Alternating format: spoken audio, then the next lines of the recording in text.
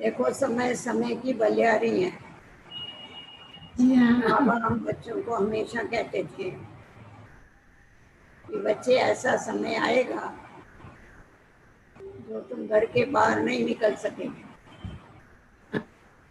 तो अभी प्रैक्टिकल में उस समय सभी के आगे है। बाबा ने ये भी बता दिया था, तुम बच्चों के लिए साइंस के बहुत रिफाइन साधन बन रहे।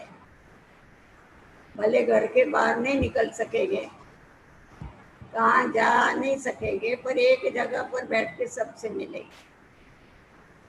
अभी तो फिर भी कंडीशन ये अच्छी है जो एक जगह पर बैठ के मिलते हैं। बाकी बाबा ने हम बच्चों को ये भी चेतावनी दी हुई है कि एक समय ऐसा आएगा जो तुम्हारे ये जो साधन है ये भी काम नहीं करेगा। यहाँ तक कि तुम्हारा वायरलेस भी काम नहीं करेगा, तुम्हारे मोबाइल ये इंटरनेट कुछ काम नहीं करेगा। तो उस समय पर तुम बच्चों की जो वाइसलेस स्थिति है, संपूर्ण निर्विकारी स्थिति, कोई काम आने वाली है। तो इसीलिए हम सभी को अपनी स्थिति को पावरफुल बनाने के लिए, आने वाले समय के लिए तैयार होने के लिए अपने ऊपर फुल अटेंशन देने की आवश्यकता है। जब तक हम योग की गहराई में नहीं जाएंगे, ज्ञान का प्रकाश अच्छी रीत अपने अंदर नहीं उतारेंगे, तब तक हम अपनी शक्तियों को नहीं बढ़ा सकेंगे। और जब तक शक्तियों को नहीं बढ़ाएंगे, तब तक हम सेवाएं नहीं कर सकेंगे। क्योंकि बाबा ने तो हम बच्चों को बताया हुआ है कि अंत में तुम्हारी मनसा सेवा चलेगी। एक जगह पर बैठ के तुम संकल्प करेंगे, तुम्हारा संकल्प सारे विश्व में फैलेगा, उसके वाइब्रेशन जाएंगे। क्योंकि वैसा भी लोग बोलते हैं कि योगी जो होते हैं उसके वाइब्रेशन 36 माइल दूरी तक जाते हैं। राजयोगियों के वाइब्रेशन तो सारे विश्व में फैलते हैं। तो इसीलिए अगर इतने बड़े संगठन में जो इतने बाबा के बच्चे हैं, सब मिलके जब शांति के, आनंद के, प्रेम के हम जब वाइब्रेशन देंगे, तो उससे सब आत्माओं को कितना आराम मिलेगा, उनको कितना राहत मिलेगी। तो आज हम लोग इस बात के ऊपर विचार करते हैं, अपनी स्थिति को पावरफुल बनाने के लिए और बाबा की याद सदैव बनी रहे, उसके लिए हमें क्या करना है। क्योंकि सदैव बाबा जो घड़ी घड़ी हम बच्चों को कहते हैं कि बच्चे निरंतर मुझे याद करो, तो निरंतर में अंतर पड़ने का कारण क्या है? जबकि हम सब इस बात को अच्छी भी जानते हैं कि बाबा हमारा बहुत बहुत प्यारा मोस्ट बिलीवेड है, दिलाराम है। तो दिलाराम की याद भूलने का क्या कारण है? हमेशा हमारी दिल उसके साथ क्यों नहीं लगी रहती है? तो उसके लिए हमें दो बातों का ध्यान देना है। एक तो नष्टो मुहा बनना है, दूसरा जो है नष्टो मुहा के साथ साथ हमें, जिसको कहा जाता है कि नफरत जो है, नफरत का भी त्याग करना है।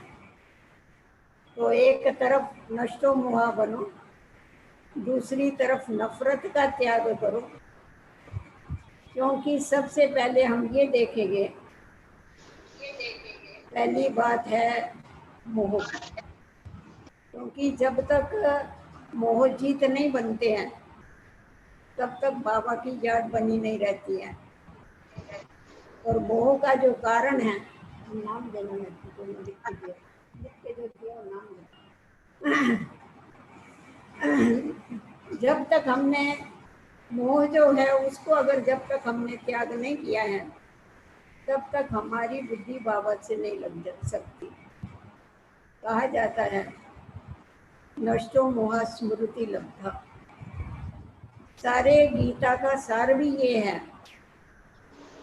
जो हमारी यादगार गीता है उसमें बताते हैं कि जिस समय अर्जुन ने कहा कि मैं नष्टो मुआ हो गया और मुझे स्मृति प्राप्त हो गई, उसके बाद वो समझने के बाद गीता का ज्ञान फिनिश हो गया। तो यहाँ भी हम देखते हैं कि स्मृति स्वरूप बनने के लिए, निरंतर बाबा की याद में रहने के लिए हमें सबसे बड़ी परीक्षा ये देनी है, नष्टो मुआ बनना है। तो सबसे ज्यादा आत्मा का किस में मोह होता है? वो होता है शरीर। तो जब, क्योंकि शरीर में हम वैसे तो सारे कल्प से शरीर के साथ ही हम पाठ बजाते आए, आत्मा जीव के बिगड़ पाठ नहीं बजा सकती है। जीव और आत्मा इनका जब मेल होता है तभी पाठ चलता है। परंतु बात यह है कि सतयुग त्रेता युग में तो हम देही अभिमानी होते, आत्मा अभिमानी, देह में रहते, देह से न्यारे रहते हैं। पर द्वापर से लेके जब हम देहाभिमानी बनते हैं तो हमारा इस देह में मोह हो जाता है। देवताएं कर्म करते भी देह से न्यारे रहते हैं, इसीलिए उनका हमेशा क्या करते हैं, उनके हर कर्मों की पूजा होती है। हमेशा आप देखो देवताओं के लिए गायन करते हैं कि अभी देवताओं को भोग लग रहा है, अभी देवता विश्राम कर रहे हैं, अभी देवताओं का श्रृंगार हो रहा है, क्योंकि वो क्या लगा, क्योंकि वो देह से अलग होकर के उन्होंने कर्म किए हुए हैं, इसीलिए उनके कर्म पूजनीय योग्य बन गए। और द्वापर से लेके हम जो भी कर्म करते हैं वो देह अभिमान में आके कर्म करते हैं, जिसके कारण क्या होता है, हमें उससे दुख और अशांति की प्राप्ति होती है। तो इसीलिए देह के साथ में रहते रहते हमारे को यही भूल गया कि मैं आत्मा हूँ और ये शरीर मेरा वस्त्र है। तो सबसे पहले मेरी जिस देह में अटैचमेंट है उसको मैंने अपना समझ के रखा है। क्या हो रहा है, क्या हो रहा है?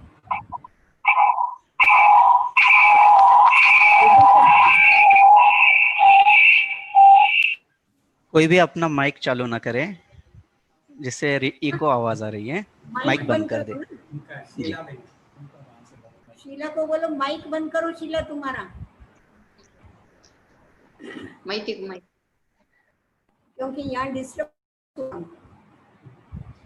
तो सबसे पहली बात हम ये देखते हैं कि जो देह अभिमान है, जो हमारी देह में ममता है, उसको नष्ट करने की आवश्यकता है, जिसके लिए बाबा ने हम बच्चों को पहला पाठ आके बताया कि तुम देह नहीं परंतु देह को चलाने वाली चेतन सत्ता।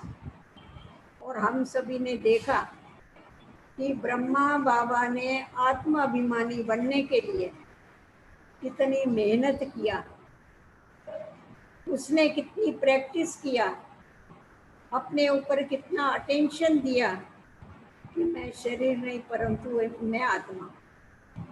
तो हम बच्चों को भी बाबा ने ये प्रैक्टिस करने को लगाई कि देह के द्वारा कर्म करते हुए तुम मुख से बोल रही हो, पर बोलने वाली कौन है? आंखों से देखने वाली कौन है? कानों से सुनने वाली कौन है? तो इसीलिए तुम जो भी कर्म करो आत्म अभिमानी स्थिति में होकर के कर्म करो। तो जितना जितना तुम आत्म अभिमानी स्थिति में रह करके कर्म करेंगे उतने हो जाएगा। देखो आवाज तो है भाई, क्या है कार्तिक, कितने लोग हैं सुनने वाले, और बहुत लोग हैं कार्तिक। दीदी बहुत लोग ज्वाइन हो रहे हैं अभी भी। मेरी सभी ज्वाइन होने वाले भाई बहनों से रिक्वेस्ट है, जो भी ज्वाइन होता है मीटिंग में इमीडिएट अपनी आवाज को ऑफ कर देंगे प्लीज।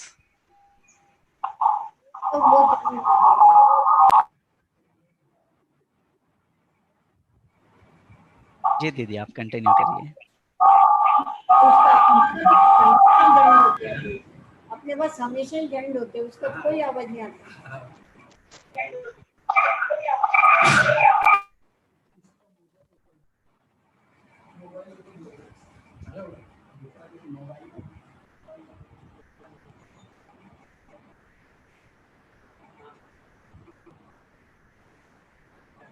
क्या हो, परंतु हमेशा ही होते हैं, हजार हजार ज्वाइन होते हैं, फिर थोड़ी आवाज आती है। इनकी क्यों आवाज आ रही?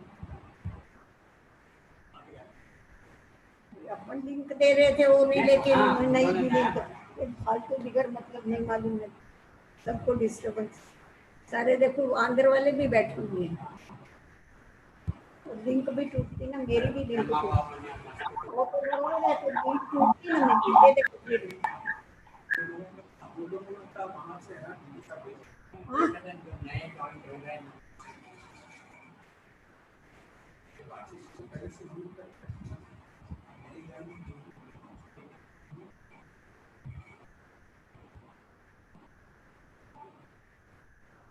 तो ज्वाइन होने दो, 10 मिनट बाद में चालू करो।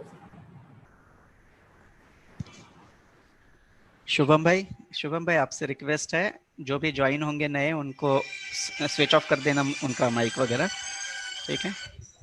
ओके अजय भाई। हाँ हाँ, नहीं तो क्या करेंगे?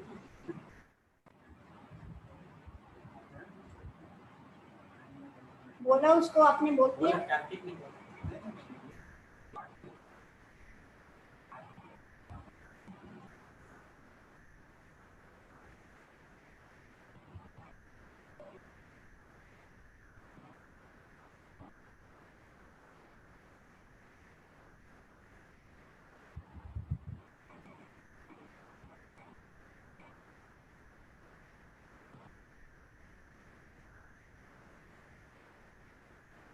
चालू करें कार्तिक? हाँ दीदी आप चालू कर दीजिए प्लीज। अरे चालू। हाँ जी। अच्छा, ओम शांति।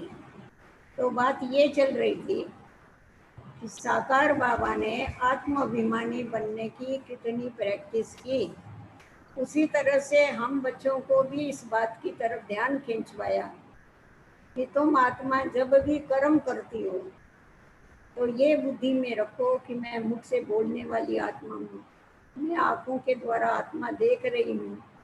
जो भी कर्म करो न्यारे होकर के पीछे कर्म करो। यहाँ तक कि साकार बाबा थे तो बाबा कहते थे, बच्चे तुम मेरे को लेटर लिखते हो ना, पत्र लिखते हो ना, तो ऐसा लिखो बाबा को कि बाबा मैं फलाने शरीर वाली आत्मा आपको पत्र लिख रही हूँ। तो बाबा हम लोगों से ये प्रैक्टिस कराते थे। तो जितना जितना हम देह से अलग होते हैं, देह से अलग होकर के न्यारे होकर के पीछे कर्म करते हैं, तो हमारे कर्मों में श्रेष्ठता आती जाती है। तो सबसे पहले हमारे को इस देह से, जो मेरी देह है, ये जो हमारे को भान बैठ गया है ना, इस भान को मिटाने की आवश्यकता है। इसीलिए सबसे पहले हम लोगों ने बाबा के साथ क्या वायदा किया, बाबा तन मन धन सब कुछ तेरा। तो जब मैंने कह दिया कि ये तन तेरा है, ये कहने के बाद फिर इसके ऊपर हमारा कोई भी हक नहीं रहता। हमने ये तन बाबा को अर्पण किया और बाबा ने हमें सेवा के लिए ये तन दिया। तो जिस प्रकार बाबा हम देखते हैं, अव्यक्त बाबा भी तन का आधार लेके आता है, शिव बाबा तन का आधार लेकर के आता है, परंतु वो कभी भी ये नहीं कहता है कि ये तन मेरा। तो उसी प्रकार कभी शिव बाबा ने ये नहीं कहा ये तन मेरा है। ब्रह्मा के अंदर भी वो संस्कार इतने पक्के हो गए थे, ब्रह्मा बाबा भी कहता था ये तन मेरा है, कभी भी बाबा ने नहीं कहा ब्रह्मा ने ये मेरा तन है। बाबा हमेशा यही कहता था, मैंने ये तन शिव बाबा को लोन दे दिया है। तो ब्रह्मा भी न्यारा रहता था और शिव बाबा तो है ही न्यारा, ना उसने उस तन को अपना समझा, ना ब्रह्मा ने उस तन को अपना समझा। तो उसी प्रकार हमको भी ये प्रैक्टिस करने की आवश्यकता है। जब हम अमृत वेले उठते हैं, हमारी आँख खुलती है, तो हम भी ये प्रैक्टिस करें कि हम अभी अभी बाबा के साथ, बाबा की श्रीमत के अनुसार इस तन में आकर के नई दुनिया की स्थापना अर्थ हम सेवा के लिए आए, अभी आए हैं, क्योंकि हमारे को फिर वापस जाना है। तो ये जो प्रैक्टिस है ना, अभी आए और अभी जाना है, ये प्रैक्टिस बहुत काम में आती है। अगर हम ये अगर बुद्धि में रखेंगे कि मुझे 5000 बरस हो गए हैं और अभी जाना है, तो इतने समय की जो गैप है उसके लिए हमारे को क्या करना पड़ेगा, थोड़ी मेहनत करनी पड़ेगी। पर अभी आए हैं और अभी जाना है, अगर ये बात याद रहेगी, हम सहज ही धीरे धीरे अशरीरी बनते जाएंगे। और जब ये हमें ये ख्याल में रहेगा कि हम धर्म स्थापन अर्थ इस तन का आधार लिया हुआ है, ये तन मैंने तो बाबा को दे दिया, ये मेरा तन नहीं, तो क्या होगा, धर्म स्थापनार्थ अर्थात कि हमें ईश्वरीय धारणाएं स्वतः ही याद रहेगी, हमारे से कभी भी विकर्म नहीं होगा और हम धीरे धीरे क्या होते जाएंगे, देह मुक्त होते जाएंगे। जैसा राजा जनक का मिसाल बताते हैं ना, वो रहा राजाई में परंतु विदेही होकर के रहा। तो ये तो हमारे ब्रह्मा बाबा की यादगार है ना, बाबा ने इतने बड़े यज्ञ को संभाला, इतने बच्चों को संभाला, इतने कारोबार को संभाला, परंतु बाबा सदैव देह मुक्त होकर के रहा। बाबा ने बच्चों की इतनी परवरिश किया, जो बच्चे वो परवरिश कभी भूल नहीं सकते। जो एक बारी भी बाबा से मिलते थे, बाबा उनको इतना प्यार देता था, जाने के समय जार जार रो के जाते, परंतु बाबा ने बच्चों को प्यार दिया। बाबा का बच्चों में प्यार था, परंतु बाबा का बच्चों में मोह नहीं था। जिस समय हम ग्रुप में बाबा से मिलते थे और जब विदाई लेते थे, तो बाबा का एक ही हमेशा स्लोगन होता था, बच्चे खुश रहो, आबाद रहो, ना विसरो ना याद, विसरो भी नहीं तुम मेरे को और याद भी नहीं रहो। तो ऐसी बाबा की न्यारी अवस्था थी, क्योंकि वो खुद देह मुक्त था, इसीलिए बाबा को किसी की याद नहीं। तो हमें भी ये ध्यान में रखना है, इस देह में रहते हुए हमें देह मुक्त बनने की प्रैक्टिस करनी। तो जितना जितना हम अशरीरी बनने की प्रैक्टिस करते हैं और फिर जब कर्म में आते हैं, व्यवहार में आते हैं, तो हमें ये ध्यान में रखना है, जो सामने है हमारे सामने वाले के साथ भी हमें बात ये करनी है कि वो भी आत्मा है और मैं भी आत्मा। तो कर्म करते समय अगर हमको ये याद रहता है कि वो भी आत्मा है और मैं भी आत्मा हूँ, आत्मा अभिमानी स्थिति, आत्मा अभिमानी दृष्टि जो है वो क्या करती है, जो पुराने संबंध है, जो पुराने कनेक्शन है, उन सब कनेक्शनों को भुलाती है। और आत्मा अभिमानी स्थिति में रह के आत्मिक दृष्टि में जब हम सामने वाले से बात करते हैं, तो कभी भी हमारी दृष्टि जो है वो चंचल नहीं हो सकती, कभी भी हमारी दृष्टि देह की तरफ नहीं जाएगी, परंतु भ्रुकुटी की तरफ जाएगी कि ये भी आत्मा और मैं भी आत्मा, हम एक ही पिता की संतान हैं। इसकी हम जैसी जैसी प्रैक्टिस करेंगे, वैसा वैसा देह से न्यारे होते जाएंगे और दूसरों की देह की तरफ भी न देखते हुए, जो मोह कभी आता है जब भी हम उनको अपना समझ। इसीलिए बाबा ने दो पाठ हमको पक्का कराया है कि मैं और मेरा, इसको परिवर्तन कर डालो। जिस समय मैं शब्द आवे उस समय ये पक्का करो कि मैं आत्मा हूँ, जब मेरा शब्द आवे उस समय ये पक्का करो कि मेरा बाबा। तो मैं आत्मा हूँ और मेरा बाबा है, तो तीसरा कोई बीच में आ ही नहीं सकता है। तो धीरे धीरे हमारी बुद्धि क्या होती जाएगी, इस देह से न्यारी होती जाएगी।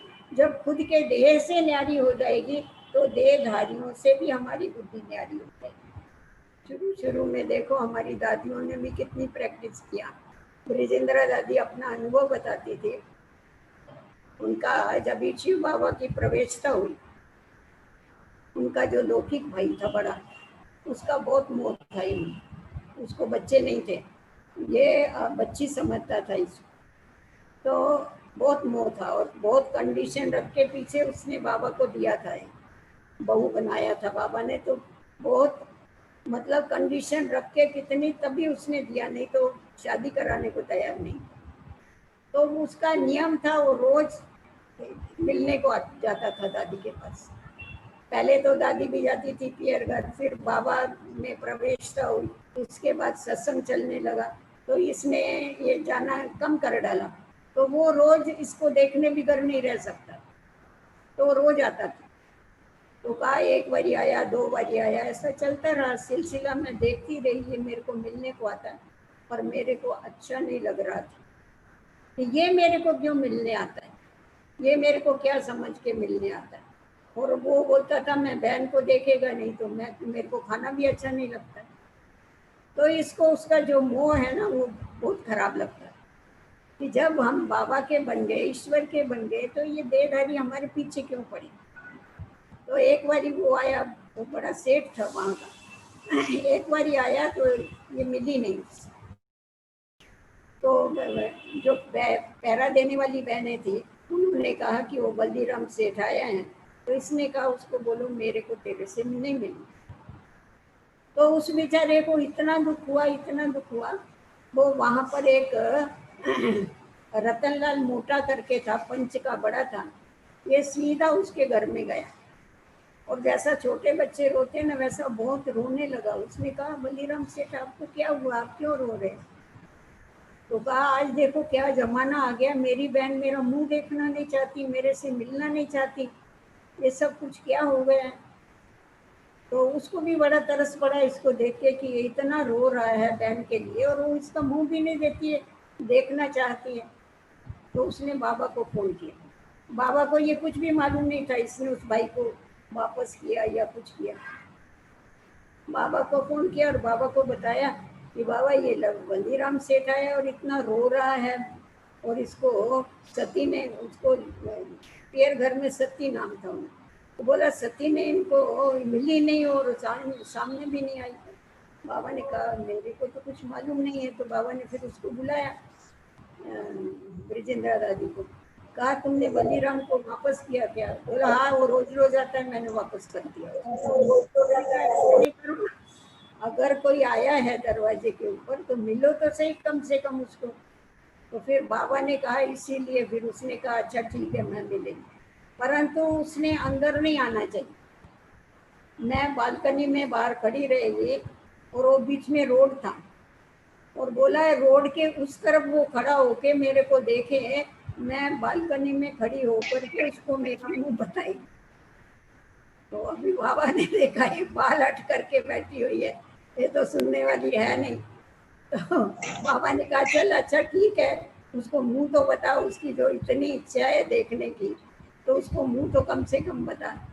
तो ये जाके बालकनी में ऊपर खड़ी रही, वो बेचारा रोड के उस तरफ खड़ा रहा, आंखें पोंछता रहा और बहन को देखता रहा और देख देख के फिर चला गया। तो देखो जिस समय हमारी रगें टूट जाती है ना, तो हमारी दादियों ने कितनी मेहनत किया इसके ऊपर कि जबकि हमने वो दुनिया छोड़ दिया, हमने जबकि वो संबंध छोड़ दिए, तो उनका मुंह भी क्यों देख। आज हम देखते हैं अवस्थाएं इतनी कच्ची पिक्की क्यों है, क्योंकि हमारी छोटी छोटी बहनें समझती है वो लौकिक की गोदी में बैठने में मजा है, तो इसलिए अवस्थाएं भी ऐसी है चली करी। परंतु जब तक हम नष्टो मुहा नहीं बने हैं तब तक ईश्वरीय जीवन का कभी भी आप आनंद नहीं ले सकते। जब मैं शुरू में आई तो साकार बाबा ने हमको बोला कि आप यहाँ सायन में रहो। तो मैंने कहा नहीं बाबा मैं सायन में नहीं रहेगी। बाबा ने कहा क्यों नहीं रहेगी। मैंने कहा नहीं हमारी वहाँ लौकिक बहनें रोज क्लास में आती है, मुझे इधर नहीं रहना। तो इसीलिए बाबा ने फिर मेरे को पूना में भेजा। फिर जानकी दादी ने मेरे पर मेहनत करके मेरे को तैयार किया, समझा, सबसे रगे तुड़वाई, मर्जी वे जन्म का नशा चढ़ाया, और फिर मैंने भी समझा भी मेरे में परिवर्तन आ गया। फिर जब दूसरी बारी बाबा बॉम्बे में आए और बाबा ने मेरे को बोला अभी तुम यहाँ बॉम्बे में रहो, क्योंकि बाबा को लक्ष्य था मैं यहाँ रहूँ। तो बाबा ने कहा कि तुम इधर रहो। तो मैंने कहा जी बाबा अभी रहे। पर मैं तभी माना जब भी मेरी अवस्था परिपक्व हुई, जब मेरे को सब समान दिखने लगे। योगी का मतलब है सब में समान दृष्टि। तो अगर हमारी सबके साथ समान दृष्टि है तो हम नष्टो मुआ बन सकते हैं। अगर हमारी किससे जरा भी हमारी बुद्धि जाती है, अर्थात ये अटकती है, आज देखो हम चल रहे हैं, चलते चलते हमारा पल्लू कहाँ पर अटक जाएगा अटक जाएगा तो क्या होगा, मैं आगे बढ़ेगी तो गिर जाएगी। ऊपर चढ़ना तो छोड़ दो, पर आगे भी नहीं बढ़ सकते एक कदम भी। तो उसी प्रकार अगर हमारी बुद्धि कहाँ अटकी हुई होगी, अपनी देह में, देहधारियों में, वस्तु में, पदार्थ में, नाम में, मान में, शान में, वैभवों में, कहाँ भी हमारी बुद्धि अटकी हुई होगी तो उड़ने की बात तो छोड़ दो, परंतु इस ईश्वरीय मार्ग पर चलना भी बहुत मुश्किल। और जब हमारे को ईश्वरीय मार्ग पर चलना मुश्किल है तो प्राप्तियां भी बहुत मुश्किल। परंतु हमें ये हमेशा ध्यान में रखना चाहिए कि जिसको हम अपना समझते थे, ये कल मेरे नहीं थे, ये किसी और के थे, ये पदार्थ भी किसी और के थे, आज मेरे हैं, कल किसी और के हो जाए। ये सब विनाशी है। जो इन आंखों से हम देख रहे हैं ये सब कुछ नाशवंत। तो जब ये सब कुछ नाशवंत है, इसका हमको अनुभव हो जाता है तो हमारी बुद्धि इन सभी से निकल जाती है। बाबा ने हम बच्चों को बताया, बच्चे बहुत नष्ट मोह होने का बड़ा सरल तरीका है। वो कौन सा तरीका है? आप मरे मर गई दूर, तुम खुद ही मर जाओ। एक एक को मारने की कोशिश नहीं करो, एक एक को बुलाने की कोशिश नहीं करो। जब तुम मर गए, तुम बाबा की गोदी में आ गए, बाबा के बन गए, ईश्वर के बन गए। अरे कल्प में एक बारी तो वाक मिलता है। तो जब हम उसकी गोदी में आ जाते हैं, उसके बन जाते हैं, उसकी गोदी में जब अतीन्द्रिय सुख की प्राप्ति कर लेते हैं, सर्व प्राप्तियां कर लेते हैं, तो क्या होता है? सब तरफ से बुद्धि का योग आप ही टूट जाता है, तोड़ना नहीं पड़ता। ये सारा संसार असार संसार है, इसमें कोई सार नहीं है। बाबा ने कहा ये मुर्दों की दुनिया है, मुर्दे के साथ कोई दिल लगाएगा? कोई किसका कितना भी प्यारा होगा, परंतु आत्मा निकल के चली जाएगी तो समझेगी इसको जल्दी उठावे, हम पानी वानी तो पीवे। तो उसी प्रकार जब ये हमारी बुद्धि में ये आ जाता है कि ये सब मरे पड़े हैं, क्योंकि हम मरे पड़े हैं। आप हमारे मर गई दुनिया, हम ही मर गए तो हमारे लिए तो सारी दुनिया ही मर गई ना। तो हमारी बुद्धि जाने की बात ही नहीं रहती है। आप ही हमारी बुद्धि इन सब बातों से क्या हो जाती है? उपराम हो जाती है। तो जितनी हमारी बुद्धि उपराम होती जाती है, उतना उतना हम बाबा के नजदीक जाते हैं और बाबा के संग का हमारे ऊपर क्या होता है?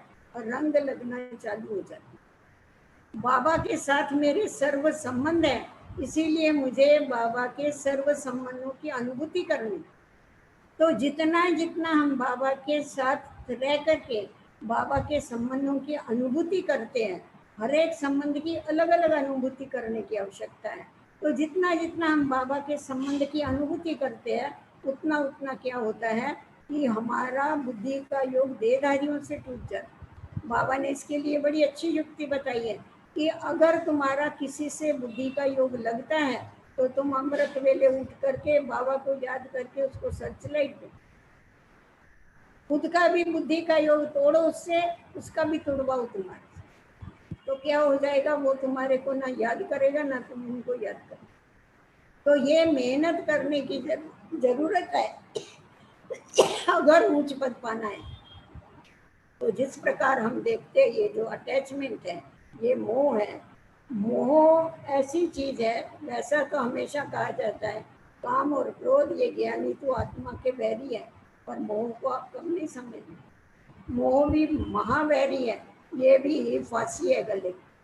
तो जिसके साथ हमारी अटैचमेंट होती है, तो जब भी बाबा की याद में बैठेंगे तो वो चेहरा आपके सामने आने के बगैर नहीं रहेगा। क्यों हमारा मोह हो गया? कभी संबंध के कारण हुआ, कभी किसी की कोई बात अच्छी लगती है इसलिए हुआ, कभी किसी की विशेषता के कारण हो गए। बाबा कहता है हमेशा ये ख्याल में रखो, विशेषताएं भरने वाला कौन? श्रेष्ठ बनाने वाला कौन? आप औरों की विशेषताओं को देख के उसके ऊपर प्रभावित होके अपना बुद्धि का योग उसके साथ लगाते, क्या वो बाबा से ज्यादा विशेष है? सर्वश्रेष्ठ ऊंचे से ऊंचा तो एक ही भगवान है, उसके साथ तो किसी की कंपटीशन भी नहीं कर सकते। तो जब ये ऊंचे से ऊंचा बाप मिल गया सर्व विशेषताओं वाला मिल गया तो दूसरे की तरफ हमारी बुद्धि क्यों जाएगी? सर्व संबंधों की रचनाएं जब एक बाबा से हम ले सकते हैं तो औरों को याद करने की बुद्धि को धक्का खिलाने की क्या जरूरत है? तो इसीलिए नष्टो मोहा बनना है तो बाबा के साथ सर्व संबंध जोड़ने की आवश्यकता, बाबा से सर्व संबंधों की प्राप्ति करने की आवश्यकता है और अपने ऊपर फुल अटेंशन रखने की जरूरत है कि हमारी बुद्धि कभी भी इधर उधर नहीं खिसके, सदैव एक बाबा के साथ लगी रहे। ये हमको मेहनत करना। तो जैसा मोह जो है, मोह उससे होता है जिससे प्राप्ति होती है, समझते, टेम्पररी प्राप्ति। उससे दिल की बात करेंगे, उस व्यक्ति का सहारा समझेंगे। अरे इतना बड़ा जब सहारा मिल गया, ये सहारा लेके क्या करेंगे तुम विनाशी? ये कौन से काम में आने वाले हमारे? आज हमारे हो गए, कल दूसरे के बनेंगे। इनके ऊपर आधार नहीं।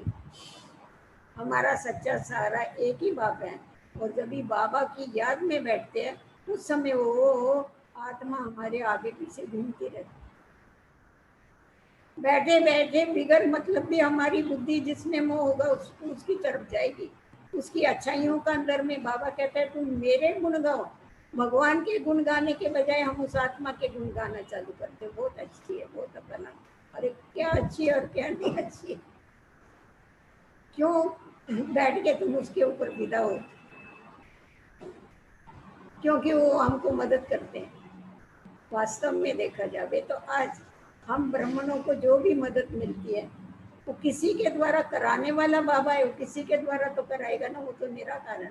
बाबा कहता है बच्चे तुम एक कदम उठाओ, मैं 1000 कदम तुमको मदद करने के लिए तैयार हूँ, तुम हिम्मत का एक कदम उठाओ। तो ऐसा थोड़ा ही बाबा भाग के आएगा, वो तो निराकार है। तो वो किसी न किसी को भेज देता है उनके द्वारा हमारे को मदद कर।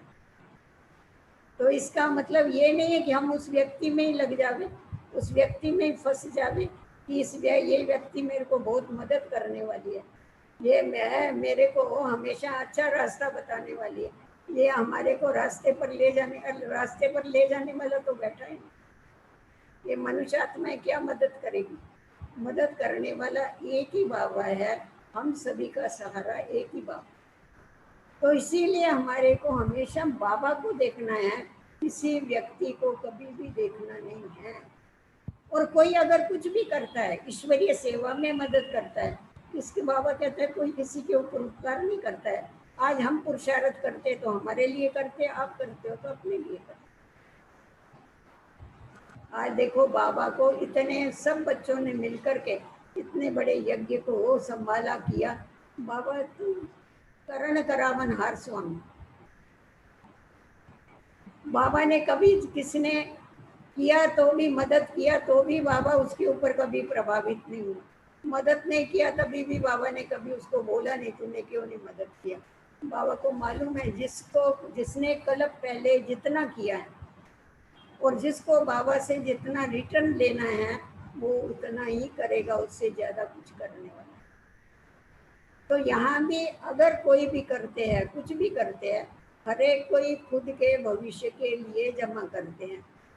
मनसा वाचा कर्मणा तना मना धना, अपना भाग्य बनाने के लिए करते हैं। हम करते अपना भाग्य बनाने के लिए, आप करते अपना भाग्य बनाने। तो किसके ऊपर प्रभावित हो गए, किससे ये करें? तो जिस प्रकार हम देखते हैं कि मोह जो है मोह अच्छी व्यक्तियों की तरफ चला जाता है, बुद्धि चली जाती है। परंतु अगर वो अच्छा है तो उसकी अच्छाई खुद हम सीख सकते, उससे हम अच्छाई ले सकते हैं, साक्षी होके उसके पाठ को देख सकते हैं। और फिर क्या होता है, जितना मोह को छोड़ने की आवश्यकता है, नष्टो मोहा बनने की, उतना ही हमको घृणा को छोड़ने की भी आवश्यकता। हमेशा कहा जाता है राग और द्वेष, ये जो अवगुण हैं, ये जब तक नहीं छोड़े हैं तब तक स्मृति लब्धा नहीं बन सकती। राग का मतलब है मोह और द्वेष का मतलब है घृणा। तो जो हमारे को मददगार है हमारे, उसकी तरफ बुद्धि का अटकाव हो जाता है, बुद्धि उस तरफ लग जाती है। फिर जिसमें मोह होगा वो पात्र होवे या नहीं होवे, उसकी तरफ ज्यादा उसको मदद करेगा। उसको ज़्यादा आगे बढ़ाएंगे। परंतु जिसके साथ घृणा होगी, नफरत होगी, उसको क्या करेंगे, पात्रता होते हुए भी उस व्यक्ति को जीवन में पीछे करें। परंतु ज्ञानी तो आत्मा जो है, उसका मेन गुण जो है वो है समभाव, सब एक समान। आज हम देखते हैं बाबा का सब बच्चों के ऊपर समान प्यार। आज जो माला है, माला में फर्स्ट नंबर का दाना भी फूल के नजदीक है और लास्ट नंबर का दाना भी फूल के नजदीक। बाबा को सब प्यारे हैं। तो जैसे बाबा को सब प्यारे हैं, वैसे हमें भी सब प्रिय हुए। प्यार सबसे करो, पर दिल का जो प्यार है वो एक दिलाराम के साथ होना है। दिल का प्यार किन व्यक्तियों के साथ नहीं, परंतु वो दिलाराम के साथ हो गए, जिसको याद करते ही हमारे दिल को आराम आ जाए। तो घृणा किससे होती है? जो हमारा कहना नहीं मानता है, जो काम बिगाड़ता है, जो हमेशा उल्टे काम करता रहेगा, ध्यान ही नहीं देगा, अपनी ड्यूटी की तरफ भी ध्यान नहीं देगा, तो फिर अरे तो उससे नफरत होती है।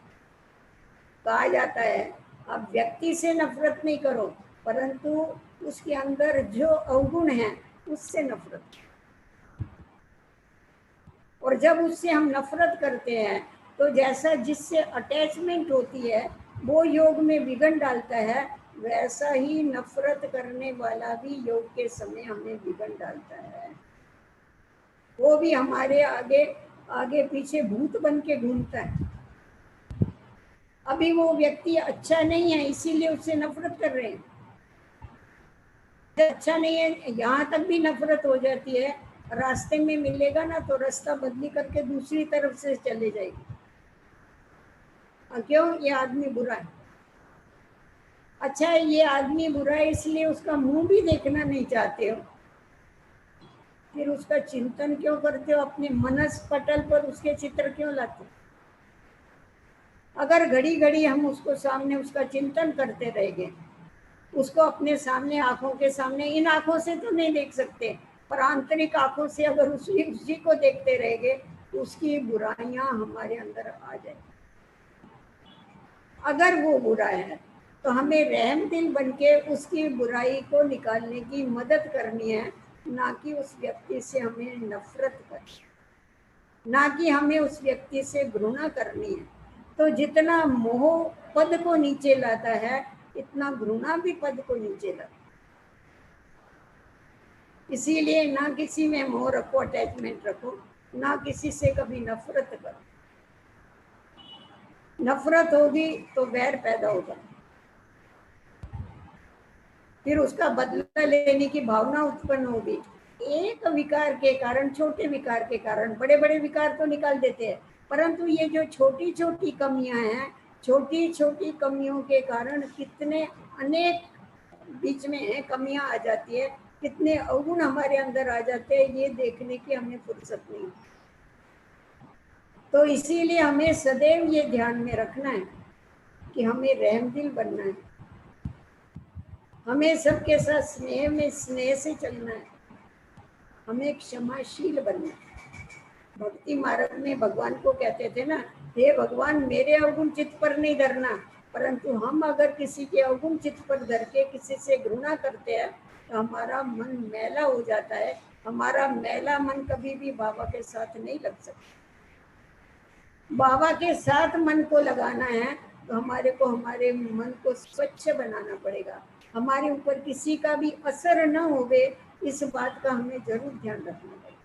किसी की अच्छाई का भी असर न हुए, किसी की बुराई का भी असर न हुए, हम किसी से प्रभावित भी न हुए, किसी से नफरत भी नहीं करें। प्रभावित हो गए तो भी झुक जाएंगे, नफरत करेंगे तो टकराव चालू हो जाएगा। तो इसीलिए ना हमको किसी से टकरना है, ना हमको किसी से चिपकना है। हमारी बुद्धि एक के साथ ही लगी रहे तो हमें सदैव उससे प्राप्तियां होती रहेगी, और जिन प्राप्तियों के आधार पर हम खुद का भी कल्याण कर सकेंगे और सारे विश्व का भी कल्याण कर सकेंगे, क्योंकि बाबा ने हम बच्चों को विश्व कल्याणकारी बनाया। तो जब हम विश्व कल्याणकारी बच्चे हैं तो हमने तो हमेशा कल्याण की भावना रखी। बाबा अगर किसी कमी भी देखते थे तो उस कमी का कभी भी वर्णन नहीं करते। अगर किसी में कमी है उस कमी को कभी भी फर्टाइल नहीं करो। जैसा हर एक व्यक्ति क्या करता है, खुद की कमी को छुपाता है और दूसरे अंदर अगर दूसरे में कमी हो गई, जिससे नफरत करते हैं खास, उसकी कमी को चारों तरफ फैलाते हैं। अगर कोई बोलेगा ना वो व्यक्ति, अरे अच्छा नहीं, तुम्हारे को नहीं मालूम है वो ऐसा है, बाबा कहते हैं ये बोलने की क्या जरूरत, चुप हो जाओ, तुम्हारे को नहीं अच्छा लगता है तो छोड़ दो। ये भी पाप है। ऐसे छोटे छोटे पाप होकर के गठड़ी बनती है और वो जो पापों की गठड़ी है वो हमारे को ऊपर उड़ने नहीं देती है, वो हमारी अवस्था को बाप के समान नहीं बनने देती। बाबा ने कभी किसी से नफरत नहीं किया, बाबा ने कभी किसी से वैर नहीं किया। चाहे बाबा के लिए कोई कुछ भी बोलते थे, कुछ भी करते थे, कोई छोड़ के भी चले जाते थे, फिर आते थे बाबा उनको गले लगाते। एक यज्ञ में था पुराना भाई, अपने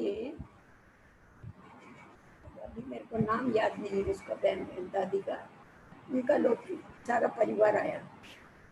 फिर उनका जो पिता था वो फिर आबू में आने के बाद वो चला गया तो उसको सिगरेट वगैरह पीने की आदत थी वो, तो उससे छूटी नहीं, वो चला। मैं समझती मिठू दादी थी, उसका बाप था लोग। तो उनकी माता जी और वो तो यज्ञ में थे, लुधियाना संभालती थी। फिर वो चला गया, फिर बहुत वर्षों के बाद वो साधु बन के आया, बहुत बड़ी दाढ़ी वाड़ी, ये वो गेरू कफने पहने हुए और आबू में आया और फिर आकर के बोला मेरे को ना बाबा से मिलना है। तो बाबा तो नयों से मिलते नहीं थे, तो बहनों ने कहा नहीं बाबा तो नहीं मिलते हैं, आपको क्या चाहिए बोलो। बोला नहीं आप बाबा को बताओ। उसने अपना नाम बताया, अभी मेरे को ख्याल नहीं, उसने अपना नाम बताया, मेरा नाम फलाना फलाना है, बाबा को बोलो मैं मिलने के लिए आया। तो इन्होंने कहा पता नहीं ये कौन आदमी है। उन्होंने जाके बाबा को बोला बाबा वो फलाना है। वो बोलता है मेरे को बाबा पहचानता है, आप मेरा नाम बताओ। बाबा ने कहा उस बच्चे को अंदर बुलाओ। बाबा ने उसको कमरे में बुलाया। अरे वो आया, अंदर आया, सीधा बाबा के पैरों में गिर के रोवे रोवे रोवे रोवे। बाबा ने कहा बच्चे क्यों रोते हो, कैसे हो तुम, ठीक हो? ऐसा नहीं, बहुत समय के बाद बच्चा बाप से मिलता है और पश्चाताप होता है, तो बहुत रो रहा था। बाबा उसको गले लगाया। बाबा ने कहा क्यों रोते हो, क्या है, तुम साधु बन गए? हाँ, मैं तो तुमको योगी बनाया था, तुम साधु बन गए। बोला बाबा क्या करे, मेरी आदत छूटी नहीं। वो चरस गांजा ये वो बहुत मिलता है वहाँ खाने पीने को, परंतु बाबा आपको मैं बताऊं, आपका प्यार मैं नहीं भूल सकती। मुझे आपकी इतनी याद आती है। आपने जो हमको प्यार दिया है वो दुनिया में कोई भी प्यार दे नहीं सकता। वो पहला प्यार नहीं, परंतु अभी भी बाबा ने उसको इतना प्यार किया, खिलाया पिलाया बिठाया, सारा उसका हालचाल पूछा। चला गया वो, परंतु खास बाबा से मिलने के लिए। तो बाबा ने ऐसा एक एक को प्यार दिया, ऐसा स्नेह दिया, रूहानी स्नेह, रूहानी प्यार, उन्नति वाला प्यार। प्यार तो वास्तव में वो होता है जिसमें सामने वाले की उन्नति हो, वो प्यार नहीं। वो गलतियां करता रहे और हम उसको ढकते रहे, उसको कोई प्यार नहीं कहा जाता है। प्यार वो है सामने वाले को भी हम पात्र बना दें, लायक बना। तो बाबा की ये विशेषता थी। बाबा की किसी में भी अटैचमेंट नहीं थी, जिसके खुद के देह में ही अटैचमेंट किसमें हो। जिस समय मम्मा ने शरीर छोड़ा, नहीं तो मम्मा तो बाबा की राइट हैंड। जब भी मम्मा ने शरीर छोड़ा तभी भी बाबा की क्या टॉप अवस्था थी। कोई जाते थे बाबा के कमरे में, क्योंकि उस समय तो सब नहीं पहुंच सके, इतने साधन भी नहीं होते थे ना तभी, उस समय तो इतने नहीं पहुंच सके। बाद में भी कोई जाते थे बाबा से मिलने के लिए, बाबा कमरे में रोते रोते जाएंगे, हंसते हंसते बाहर निकले। बाबा हंसता था, तुम क्या बाप से परेशानी करने को आए थे? नहीं, कोई शरीर छोड़ता है तो जाते हैं ना उनके रिश्तेदारों के पास बैठने के लिए। तो बाबा बोलता था, क्या तुम प्रचार नहीं करने को आए, तुम्हारी माँ मर गई इसलिए? तो हंसा देता। नष्टो मोहा किसको कहा जाता है? तो प्रैक्टिकल में बाबा ने करके बताया, सिर्फ पाठ नहीं पढ़ाया। इसीलिए अपने आराम का समय भी बाबा ने बच्चों के कल्याण में लगाया, विश्व कल्याण में लगाया। समय वेस्ट नहीं किया, अपनी शक्तियों को वेस्ट नहीं किया, अपनी प्रॉपर्टी, कोई प्रॉपर्टी, इतना सब कुछ किया, परंतु बाबा ने कभी गायन नहीं किया मैंने क्या छोड़ा और क्या ये किया, कभी भी नहीं, कुछ भी नहीं। ये सब शिव बाबा का है। और शिव बाबा हम बच्चों को देखो कैसा चला रहा है, कैसा लेके जा रहा है। सदैव हमारी बुद्धि बाबा के साथ जोड़ी। अभी भी देखो, बाबा की रोज की मुरली उठाओ, उसमें कहाँ है ऐसा बाबा ने कहाँ बोला है तुम मेरे को याद करो? अरे ये भी उसको याद करता है, तुम्हें भी उसको ही याद करना है। इस मेरे को भी कुछ नहीं आता था, बाबा ने आकर मेरे को समझाया। ऐसा कोई गुरु गोसाई बोल सकता? तो इतना निरंकारी कैसा बना? क्योंकि निराकारी बना। इसीलिए बाबा ने लास्ट में हम बच्चों को ये महामंत्र दे करके पीछे गया, निराकारी बनो, निरंकारी बनो और संपूर्ण निर्विकारी बनो। ये जो 3 शब्द बाबा ने महामंत्र दिया है, इसको अगर हम जीवन में धारण कर लेते हैं तो बाप समान बनना बहुत सहज हो जाता है। क्योंकि निराकारी बनने के बाद तो देह में भी आसक्ति नहीं रहती, नाम मान शान की भूख नहीं रहती, कोई किसी से लेने की भावना नहीं रहती है। निराकारी स्थिति ऐसी, निराकारी स्थिति में रहने से स्वयं बाबा हम बच्चों को याद रहता है। निराकारी स्टेज में रहने से ही हम निरंकारी बन सकते। अगर निरंकारी स्टेज नहीं, निराकारी स्टेज नहीं है तो निरंकारी भी नहीं बनेगा। थोड़ा भी कुछ करेंगे तो अहंकार आ जाएगा। अहंकार क्या है? देह अभिमान के कारण आता है।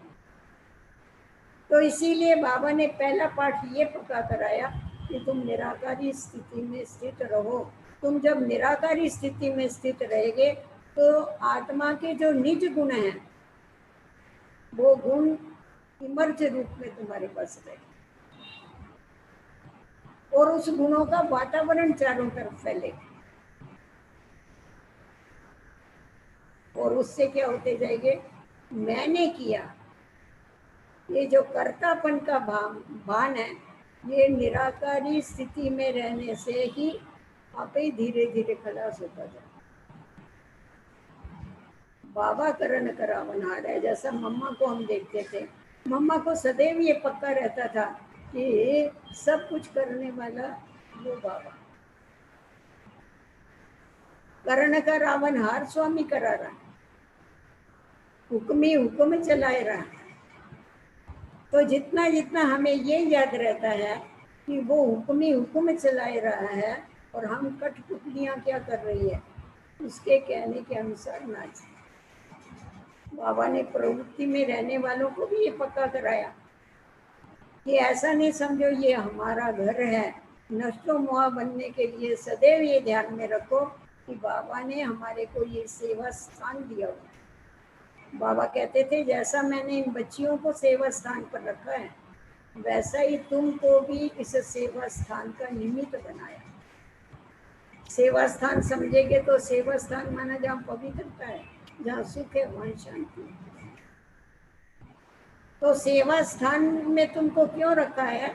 सेवा करने के लिए रखा है। जो भी वहाँ रहने वाले हैं, जो भी आने वाले हैं, उनकी तुम्हें सेवा करनी है। कमल पुष्प समान बनना। कमल का फूल जैसा कीचड़ में रहते न्यारा रहता है, वैसा ही प्रवृत्ति में रहते हुए भी निवृत्त रहो। इसीलिए बाबा ने तुम बच्चों को ये काम दिया, ये बहुत बड़ी सेवा दी है। लोग जिसको इम्पॉसिबल बात समझते हैं, ऋषि मुनि इम्पॉसिबल समझते हैं कि साथ में रह के पवित्र रह सकते हैं, परंतु बाबा के बच्चों ने वो करके बताया। क्यों करके बताया? क्योंकि बाबा ने उनको युक्ति बताई कि तुम कमल की डंडी बन के नहीं रहना, कमल के फूल बन के रहना। तो जब बाबा ने ये सेवाएं बच्चों को दिया, और सदैव ये याद रखो, ये सदैव बुद्धि में रखो कि हम शिव बाबा के भंडारे का खाते हैं। बाबा ने प्रवृत्ति वालों के लिए खास ये ध्यान खिंचवाया कि तुम बाबा को भोग लगा के पीछे भोजन खाओ। ब्रह्मा भोजन खा रहे, कल परसों बाबा की मुरली में था ना, ब्राह्मण शिव बाबा की याद में रह के भोजन बनाते, इसलिए उसको ब्रह्मा भोजन।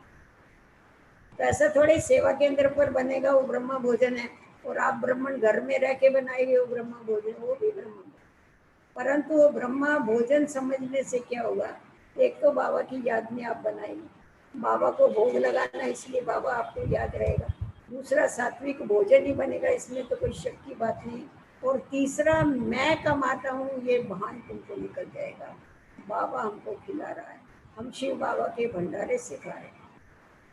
तो ये जो कर्तापन का भान है, कर्तापन का भान निकालने के लिए बाबा ने हमें क्या दिया? ये महामंत्र दिया कि तुम निराकारी भी बनो और निरंकारी भी बनो, और साथ साथ में संपूर्ण निर्विकारी बनो। क्योंकि तुम्हें संपूर्ण निर्विकारी दुनिया में जाना है, तो वो संपूर्ण निर्विकारिता तुम्हारे को यहाँ पर ही धारण करनी है।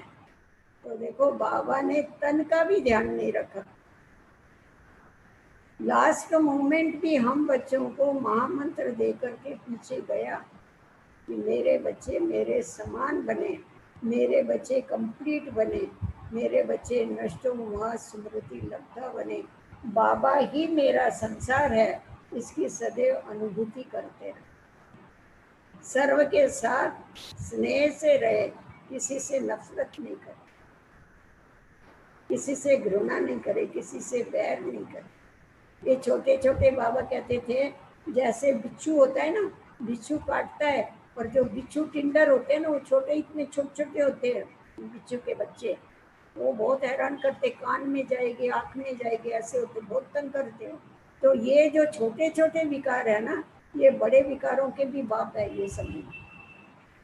तो ये भी जब तक नहीं छोड़ा है, तभी तक हमारा बुद्धि का योग बाबा से बरोबर नहीं लग सकता, स्मृति लब्धा नहीं बनता। तो इसीलिए अपने को चेक करना कि हमारा किसी से लगाव तो नहीं, अपने को चेक करना कि घृणा के कारण हमारा किसी से टकराव तो नहीं। टकरेंगे किसी से तो भी हमारा ही सिर टूटने वाला है, लगाव रखेंगे तो भी हमारे को ही नुकसान होने वाला है।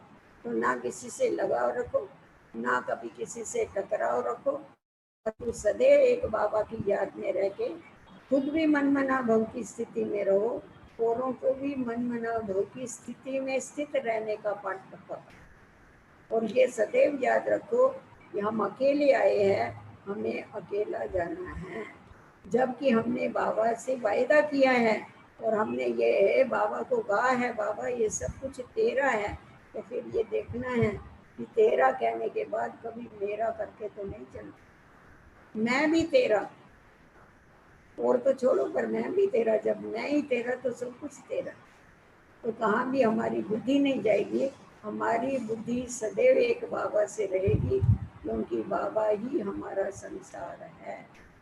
तो ये प्रैक्टिकल में होगा तो हमारी स्थिति एकदम उपराम हो जाएगी, सदैव ऊपर रहना सीख जाएंगे, मेहमान बन के सृष्टि पर रहना सीख जाएंगे, कहाँ भी हमारी बुद्धि अटकेगी नहीं, एकदम अलिप्त हो जाएगी।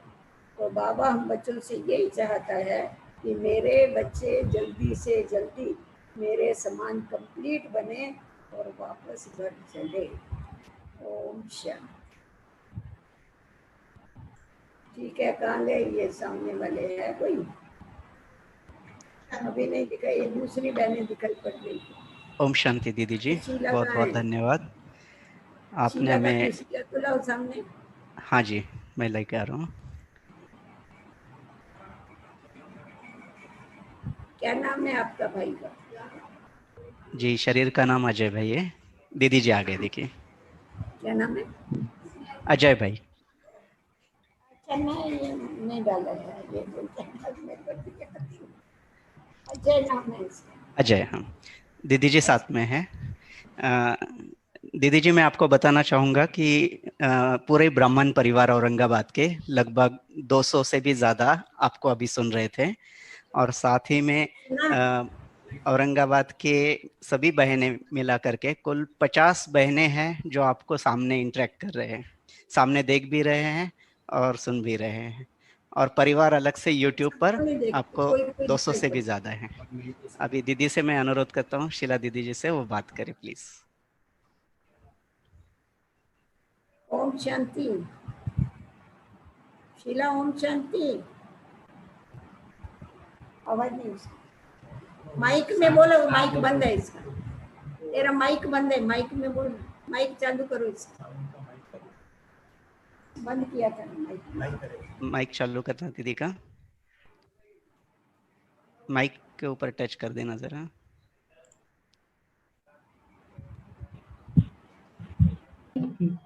ओम शांति दीदी। दीदी जी, हाँ, आपने हमारे सामने साकार बाबा को खड़ा किया पूरा। अभी बाबा में समा जाओ। हाँ? हाँ जी, दीदी जी को याद किया, साकार बाबा की सारी हिस्ट्री सुनाई, बहुत अच्छी सारी यज्ञ की बातें सुनाई आपने। बहुत अच्छे, सब बहनें रिफ्रेश हो गए। अच्छा लगा दीदी, बहुत अच्छा लगा। बहुत, हमको भी बहुत अच्छा लगा आप लोगों से मिलके, बहुत दिन हो गए ना। कैसे घर बैठे हम सभी मिल रहे दीदी आपसे। सब अच्छा लगा, हमको भी बहुत अच्छा। अच्छा अच्छा, ओम शांति। आप सब ओम ठीक है शांति। ना? जी हाँ दीदी, सब ठीक है। हाँ जी दीदी। ठीक है। हाँ जी दीदी, सबकी तबीयत ठीक है। हाँ, ये देखो, ये मंगल आई है अभी सामने। मंगला दीदी जी बात करिए प्लीज। अलग अलग जगह पर बैठी है ना, इनकी आवाज नहीं आई। आवाज आती है कि? मंगल सुन रही हो? मंगला सुन रही हो? ओम शांति। ओम शांति, ओम शांति। तुम्हारी आवाज मेरे तक नहीं आ रही। ये देखो, ये दूसरी आई है, तीसरी। अपने अपने सेंटरों पर बैठी है ना, तो इसलिए नहीं। ठीक है, चलो अच्छा, ओम शांति है। देखो, दीदी जी, आपको सभी देख रहे हैं, मैं एक एक करके सभी भाई सभी बहनों को आपके सम्मुख ला रहा हूँ। सभी आपसे ओम शांति भी करेंगे, आपके माइक ऑन करने सबको।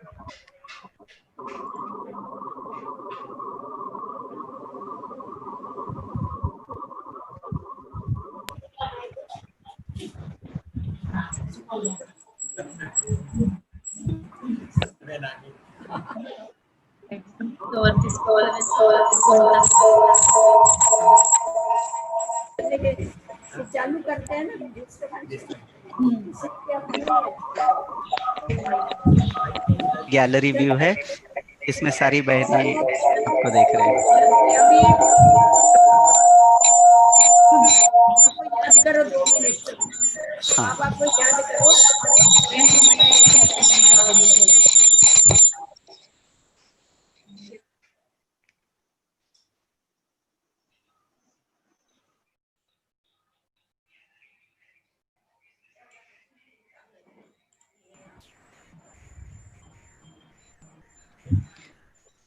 सभी 2 मिनट बाबा की याद करेंगे, दीदी जी से दृष्टि भी लेंगे और फिर क्लास को एंड करेंगे।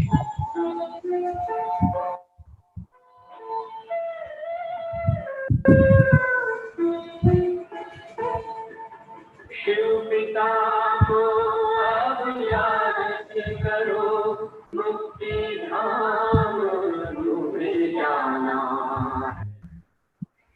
नित कर्म बलकार ही सतयुग में तुमको आना है। शिव पिता को अब याद करो।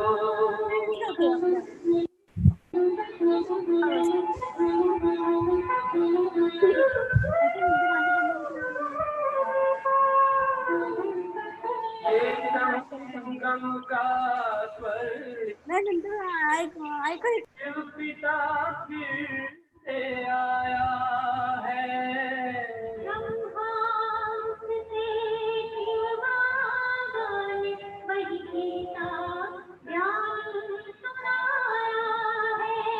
कलयुग का अंत अब आया है, विकराल विनाश खड़ा आगे।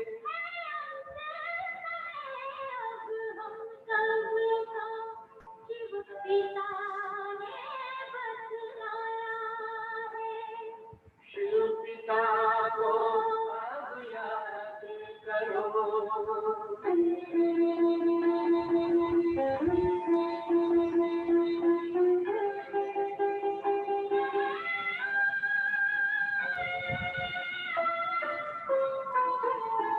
पांडव शिव शक्ति सेना की रणभेरी अब फिर बजती है।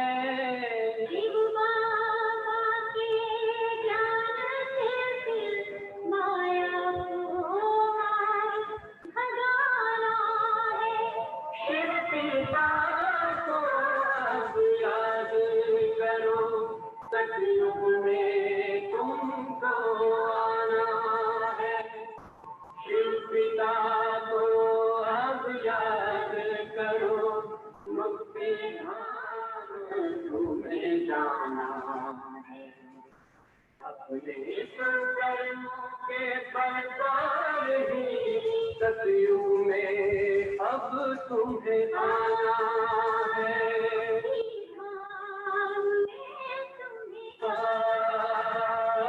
सतयुग में अब तुम्हें आना है।